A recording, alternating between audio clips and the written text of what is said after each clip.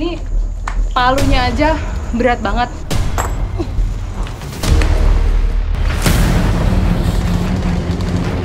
Di tahun politik seperti sekarang, masih ada akses jalan yang sangat jauh dari kata layak.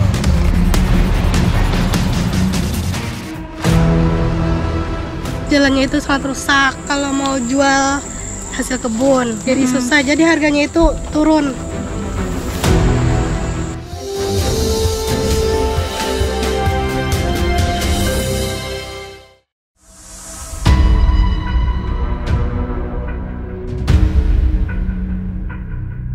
Menelusuri ujung utara Provinsi Kalimantan Selatan menghantar kami melihat sisi lain kehidupan masyarakat. Di wilayah Muara Uya, masih terdapat beberapa titik yang menjadi lokasi menambang batu kapur, seperti di tempat saya berada saat ini. Sebuah gua yang lembab merupakan tempat keluarga Budi mencari pundi rupiah sehari-hari. Di gua ini, lapisan bebatuan diolah dengan cara dipanaskan api, lalu dihancurkan menjadi kepingan batu kapur.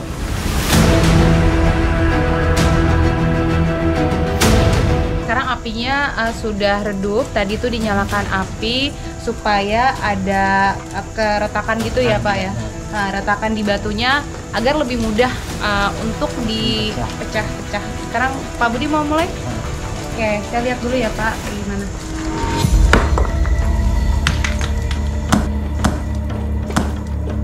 Tak ada alat keselamatan yang berarti. Budi hanya menggunakan sarung tangan untuk memecahkan batu yang ukurannya amat besar. Saya pun ternyuh dan ingin membantu meringankan pekerjaan Pak Budi.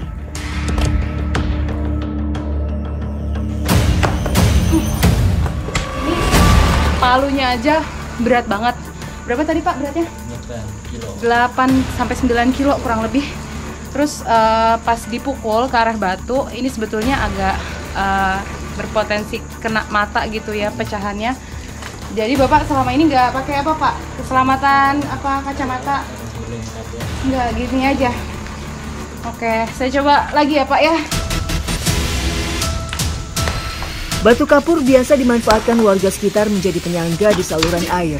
Pemanfaatannya amat terasa, namun menguruk batu seperti ini tentu memiliki dampak jangka panjang bagi alam. Seperti kerusakan habitat tanaman hingga terganggunya konservasi fauna setempat. Dalam kesehariannya, Budi selalu membawa istri dan anaknya turut serta datang ke gua tempat ia bekerja. Sungguh lokasi yang tidak nyaman bagi anaknya yang masih berusia 2 tahun. Tak ada pilihan lain, inilah satu-satunya cara agar Budi dan keluarganya dapat melangsungkan hidup.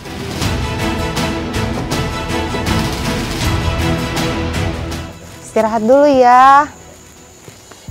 Oke, Pak Budi istirahat dulu ya, capek banget saya.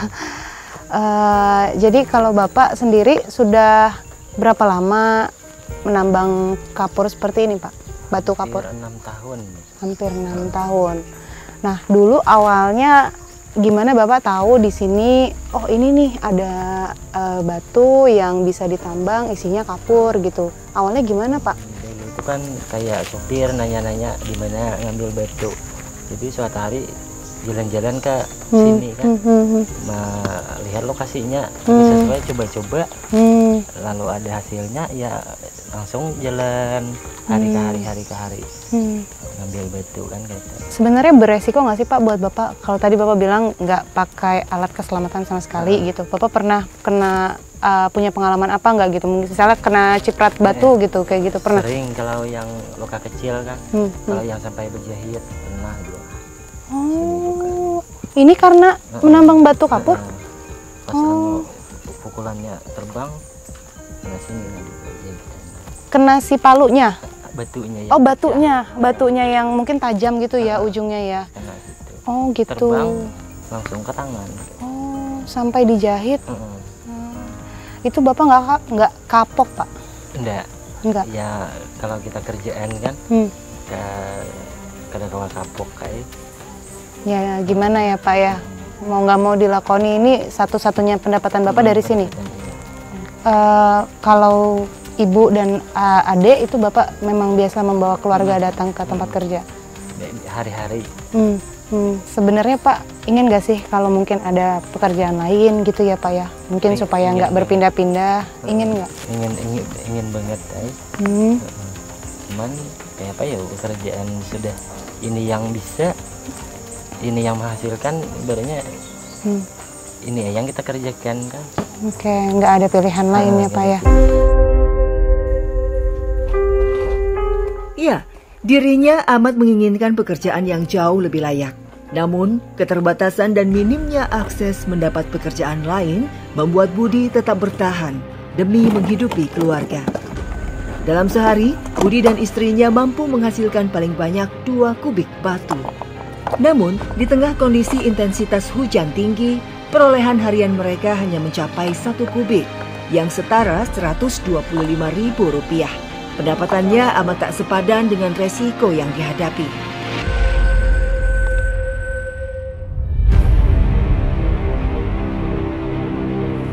Masih di wilayah Muara Uya, langkah kaki kami bergerak menuju desa terujung di kecamatan ini. Saya bersama warga desa Sungai Kumap bergegas memulai perjalanan. Inilah persiapan kami untuk masuk ke dalam desa Sungai Kumap. Dari pusat kecamatan Muara Uya ini ada sekitar jarak tempuhnya 24 km. Dari lokasi ini kami harus melintasi 3 desa lain sebelum tiba di Sungai Kumap.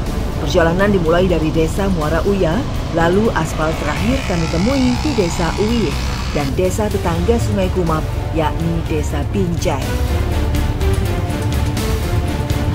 Sekarang kami sedang menyeberang di atas jembatan gantung, jembatan Gala-Gala kalau orang sini menyebutnya, dan ini ada di atas sungai yang alirannya deras dan airnya sedang tinggi sekali. Di musim hujan seperti sekarang, tak jarang aliran Sungai Ayu airnya meluap sampai ke daratan. Baru saja memulai perjalanan, langkah terhenti sejenak melihat air tergenang di hadapan kami. Ini karena cuacanya memang sedang turun hujan terus-terusan, jadi di depan kami ini jalanannya banjir dan malah dimanfaatkan oleh anak-anak untuk bermain di kubangan banjir. Jadi kita bisa lewat nggak sih kira-kira nih Bang? Boleh lewat. Kayaknya akan tenggelam ya? Boleh lewat. Atau mau diterabas saja? Kita coba. Kita coba ya. Rombongan kami menerabas kubangan banjir sebab masih bisa dilintasi meski harus menyusuri air. Selain kendaraan kami, terdapat kendaraan besar seperti truk yang mau tak mau melintas di kubangan banjir. Kami melanjutkan perjalanan. Usai berhasil menerjang banjir, rupanya kubangan tadi hanya rintangan awal. Tak jauh dari situ, kami dihadapkan kembali dengan genangan air. Lagi-lagi ada kubangan banjir di depan kami, tapi ini belum tahu apakah bisa dilintasi atau terlalu dalam, makanya mau dicek dulu kedalamannya seberapa.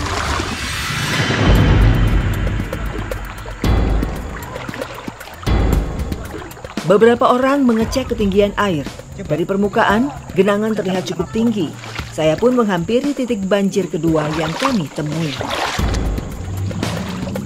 Ini saking airnya meluap deras tinggi, jadi jembatan aja sampai keangkat. Jadi ini udah nggak ada bentuknya lagi nih, jembatan kayu sudah nggak kelihatan, harus hati-hati melangkah.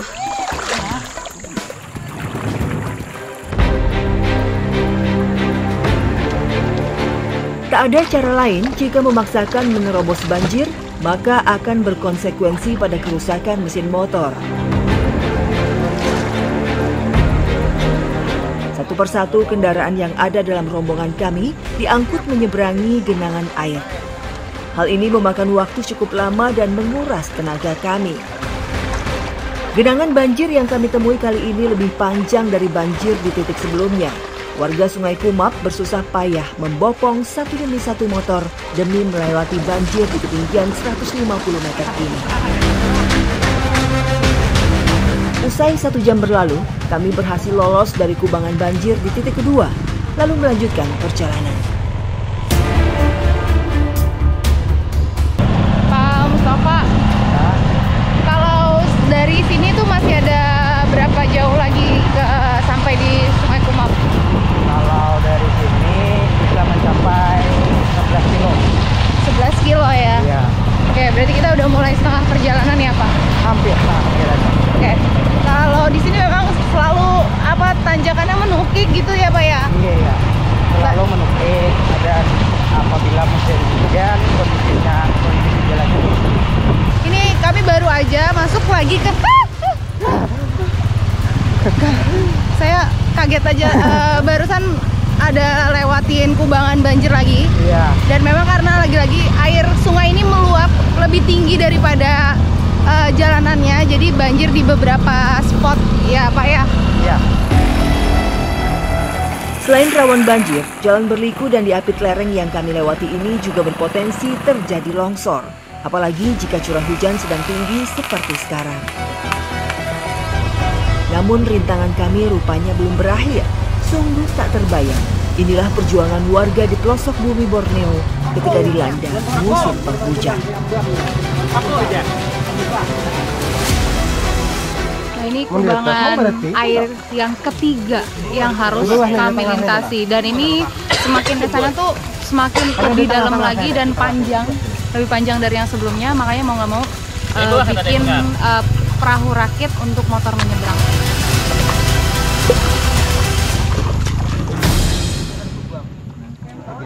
Ya, ini yang dinamakan belajar dari pengalaman. Kali ini rombongan kami membuat perahu rakit agar lebih menghemat waktu dan tenaga saat menerjang banjir. Secara bergantian, motor dinaikkan ke atas perahu rakit untuk menyeberangi banjir.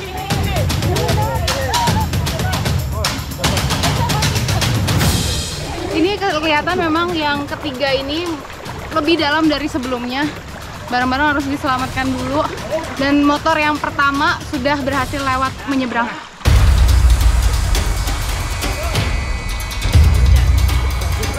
Ketiga kubangan banjir yang kami lampaui disebabkan faktor cuaca yang sedang memasuki intensitas hujan tinggi.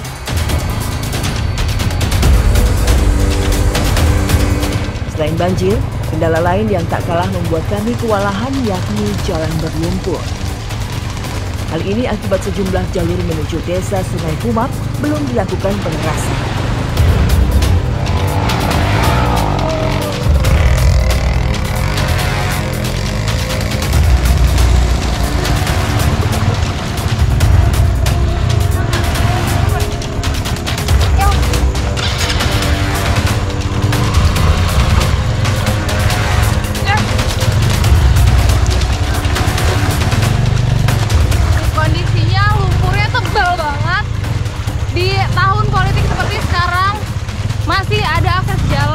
Yang sangat jauh dari kata layak.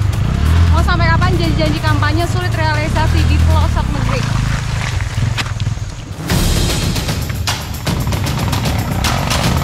Perjalanan panjang ini tak terasa tiba di penghujung terangnya matahari.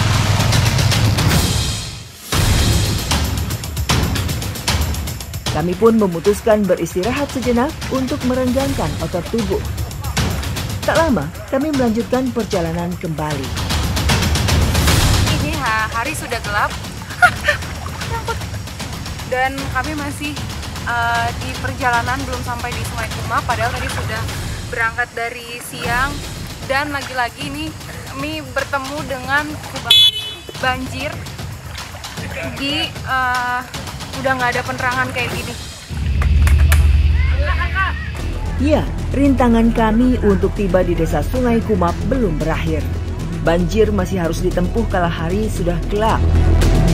Di titik ini, sebagian motor yang ukurannya lebih tinggi menerabas genangan air. Sementara motor bebek lainnya dinaikkan ke atas sampan milik warga terdekat yang kami pinjam untuk melewati banjir. Usai satu persatu motor berhasil lolos dari banjir, kami melanjutkan perjalanan. Di hari yang sudah gelap, kami harus merapatkan barisan sebab sama sekali tak ada penerangan jalan.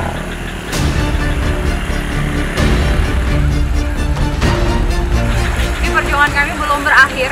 Ada satu spot yang lumpurnya tuh tebal banget dan sebelah kirinya ini jurang. Sungguh perjalanan yang amat lengkap dalam penelusuran Indonesia kali ini. Genangan banjir, lumpur hingga longsor kami temui dalam satu rangkaian waktu. Jalan ini merupakan satu-satunya akses menuju desa Sungai Kumap, desa paling ujung di Kecamatan Muara Uya. Sungguh ironi. Akhirnya setelah perjalanan yang sangat melelahkan dan sangat panjang, akhirnya kita sampai di desa Sungai Kumap setelah 8 jam jalan.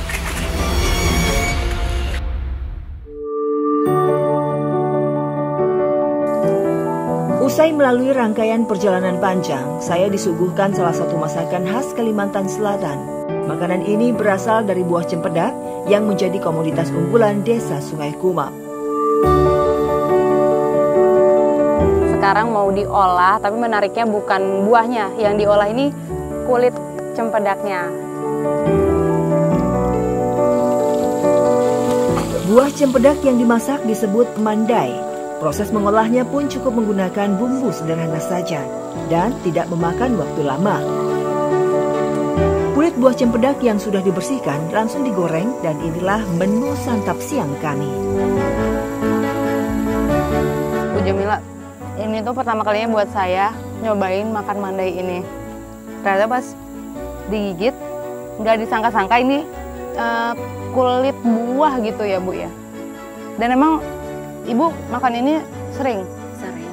Biasa diolah ya? Biasa, sering. Kalau sekarang melihat kondisi kampung Ibu ya, sebenarnya apa sih yang paling dibutuhkan gitu? Ya, akses jalan kan supaya lebih mudah kita mengangkut karet. Ya kendalanya jalan Bang satu-satunya kami di sini.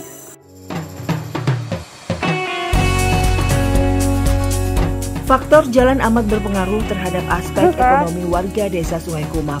Sebanyak apapun hasil panen milik mereka, tak akan mampu dioptimalkan jika tidak ditunjang dengan akses jalan yang baik untuk menjual hasil kebun. Asin, tapi enak Bu.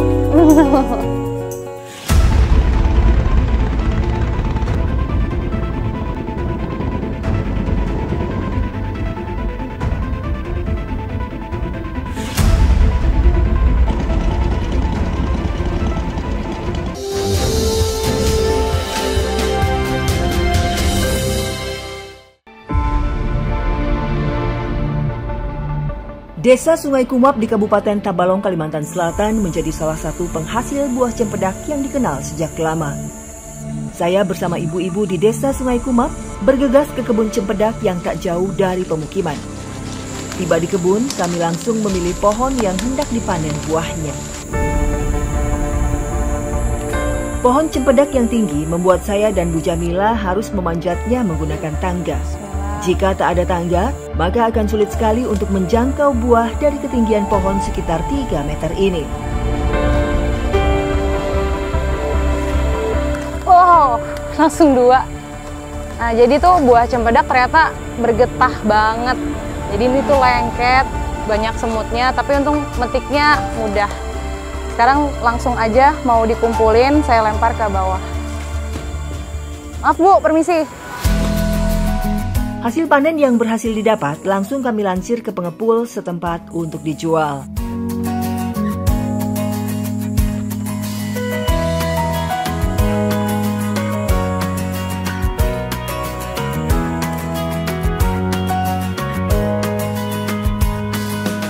Semakin hari, produksi buah cempedak milik warga semakin berkurang. Faktor ini disebabkan sudah tak begitu banyak lagi warga yang merawat cempedak, sebab harga jual yang rendah. Buah cempedak hanya mendapat harga Rp2.500 per kilogram. Hari ini, Jamila dan tetangganya hanya memperoleh 15 kilogram hasil panen yang setara kurang dari Rp40.000.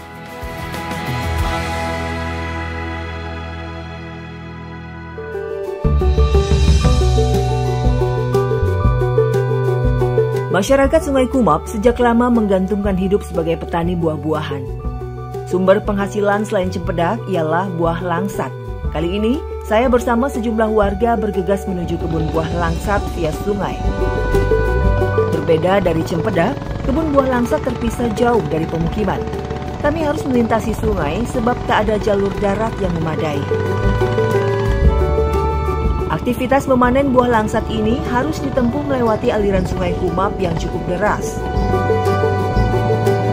Di tengah jalan ini sudah mulai turun hujan dan ternyata tepat depan kami ada pohon yang tumbang dan menutup seluruh badan sungai. Seperti inilah potensi kendala yang harus dihadapi di musim hujan. Pohon yang tumbuh di sekitar ruas sungai merupakan pohon besar yang usianya sudah ratusan tahun.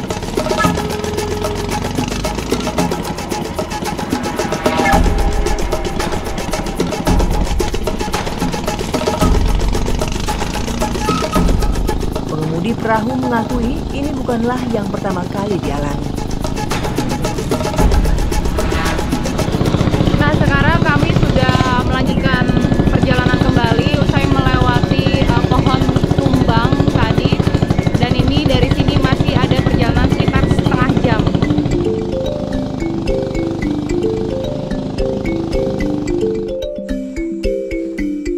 Setelah sempat terhambat di perjalanan, kami pun tiba di kebun buah langsat. Jenis buah ini dianggap baik ditanam di dataran rendah karena memiliki karakter tanah yang subur. Untuk memanen buah langsat dibutuhkan keahlian memanjat pohon yang lihai. Pohonnya ini tinggi banget, 20-30 meter ke atas, dan Pak Dani manjat nggak pakai alat keselamatan apapun. Ini tali untuk ngederek keranjang yang nantinya buah dukunya ditaruh di keranjang, terus dioper ke bawah, nanti Pak Daninya ngeret lagi keranjangnya dari atas. Inilah keseharian yang dijalani para petani buah langsat, amat memakan resiko. Buah ditaruh ke dalam keranjang yang sudah dibawa ke atas pohon, lalu diturunkan perlahan menggunakan tali. Jika buah langsat langsung dilempar dari atas pohon, maka buah akan berpotensi pecah dan terkupas. Wah, ini langsat pas matang pas begini ya? Iya.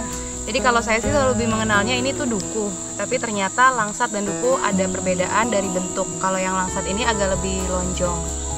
Yuk kita buka ya Mbak, kupas. Nah, dalamnya pun sebenarnya sama aja sama duku. Tapi rasanya gimana? Manis ya? Manis. Tapi bijinya agak pahit. Manis, lebih manis dari duku malah.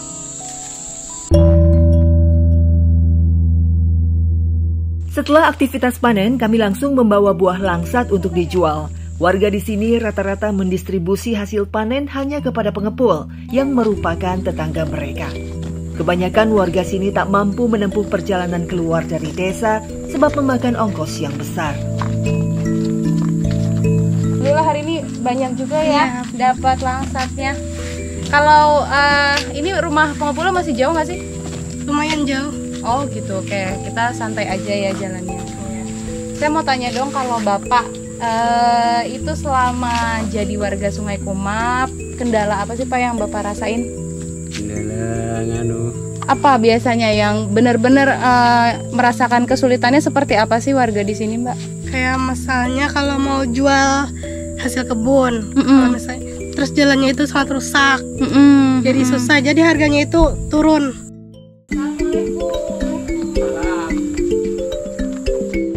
Hari ini Pak Ahmad dan Hikmah mendapat hasil panen 20 kg. Kini harga buah langsat turun hanya sekitar Rp10.000 per kilonya. Artinya mereka hanya mendapat Rp200.000. Nominal ini tentu saja tak sebanding dengan ongkos perahu yang dikeluarkan dan biaya perawatan kebun yang semakin tinggi.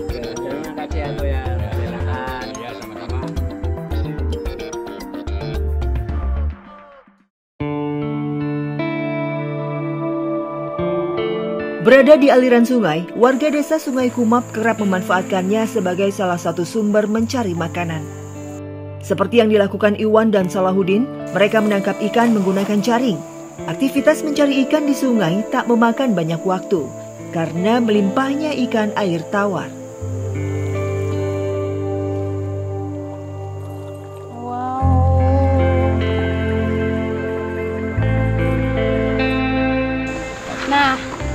Jadi di sini bener-bener sungai terasa banget pemanfaatannya karena di sini jauh dari pasar. Jadi biasanya warga cari ikan di sungai untuk makan siang. Nah, ini ikannya juga beragam banget, masih segar-segar.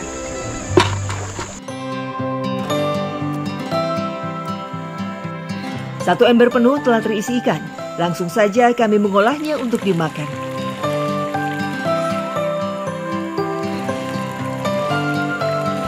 Ikan hasil tangkapan ini sangat disyukuri sebagai karunia Tuhan. Di tengah segala keterbatasan, warga desa Sungai Kumap tak luput bersyukur menjalani kehidupan yang telah diberikan.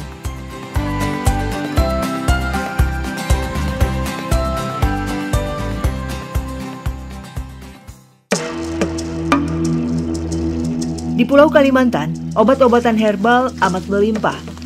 Salah satunya tumbuh di hutan yang berada di wilayah Desa Sungai Kumap, Kabupaten Tabalong. Tumbuhan pasak bumi yang terkenal kaya akan khasiat mudah ditemui di sini. Saya bersama Bu Yeyen dan Bu Melda mencabut tumbuhan pasak bumi yang kami temukan.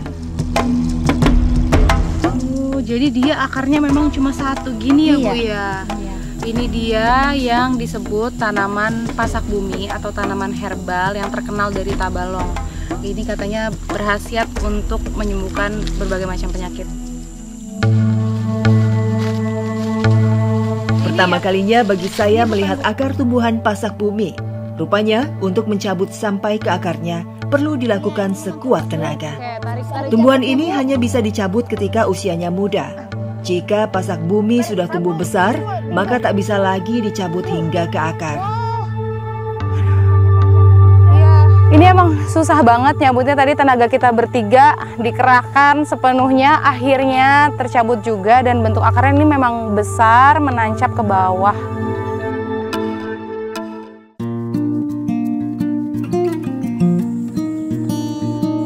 Tiba di rumah, saya bersama ibu-ibu langsung merebus pasak bumi.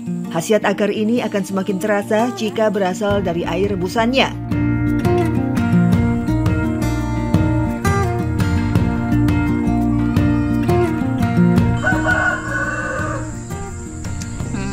Tawar sih ya, Bu. Tapi memang agak sepat karena ini baru dari dicabut langsung, terus langsung direbus dan kita minum. Kalau di kota-kota besar ini sudah ada juga yang dijual dalam kemasan bubuknya. Selain akar bajaka, Kalimantan juga terkenal dengan ini nih, tongkat ali Kalimantan atau di sini disebutnya pasak bumi. Kalau orang sini sih katanya sakit pinggang gitu, segala macam penyakit ringan bisa sembuh ya, Bu ya. Tapi secara ilmiahnya katanya ini juga bisa mengatasi gangguan impotensi.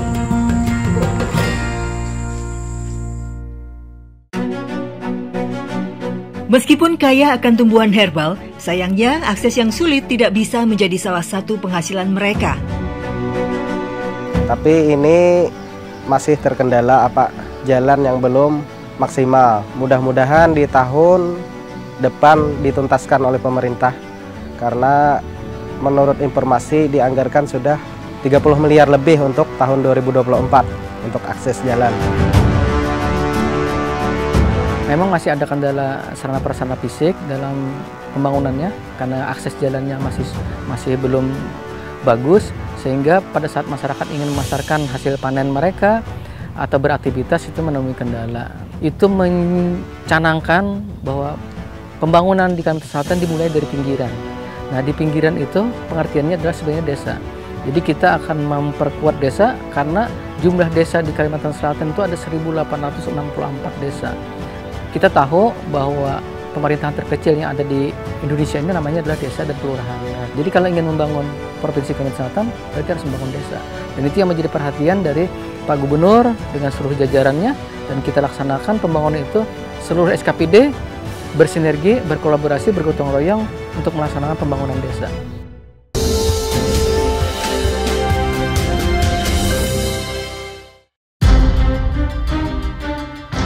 Kehidupan masyarakat yang bergulir di wilayah terdalam hingga terluar Muara Uya menjadi potret ironi yang sekali lagi kami temui. Banyak masyarakat yang hingga kini hidup penuh kesulitan. Tahun demi tahun politik terlampaui, seolah tak selaras dengan janji-janji terucap dan tidak pernah ditepati oleh para pemangku kebijakan negeri ini.